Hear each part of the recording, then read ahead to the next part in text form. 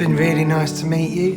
I'm getting to know you these last few days, and if you'd like to keep in contact, then I think that would be just great. And maybe you could write to me, and then we could be like pen pals, but I suppose people don't really write letters anymore because it's normally all emails, which is a shame. And I understand that you live there and I live all the way over here, but you're more than welcome to drop by any time if you're ever near. And if you need a place to crash, then you could have my sofa bed, but my real bed's pretty big, really, so you could share with me instead. If you wanted to stay for more than one night, like 2 or 3 or 4, you wouldn't even need to ask me, because you could even stay for 5.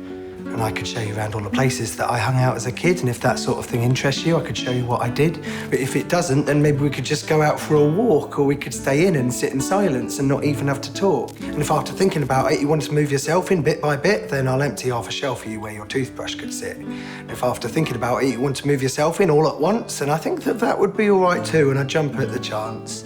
If after thinking about that, you want to go halvesies on a pet, then it'll have to be a dog, because I'm allergic to cats. And I know that's a big decision to make, so it'll absolutely be up to you. But anything you're thinking, I might be thinking too. And newspapers on Sundays and dinners with our friends. But if you didn't have any, there's some of mine that I would lend.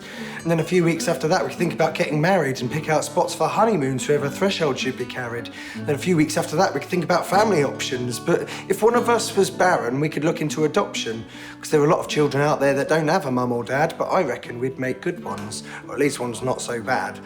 We can get jobs and promotions doing things we really like and buy our kids the stuff you buy, like dolls and skates and bikes. And I'll teach him or her to ride it like my daddy did for me. And you can put the plasters on when they fall and graze their knee. On parents' evening, we could get a babysitter in and it'll be like going out on dates all over again.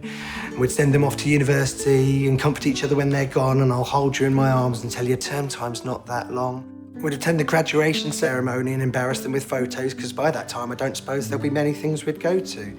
And they'd get a job and we'd help them out with rent and general bills, and we'd accept the fact they'd grown up and only need us when they're ill. We'd grow into retirement age and plan to move to Spain and never ever wonder if I could do it all again. And I'd let you know your sacrifice was never left unnoticed, and the kid we had and raised together was worth not getting promoted.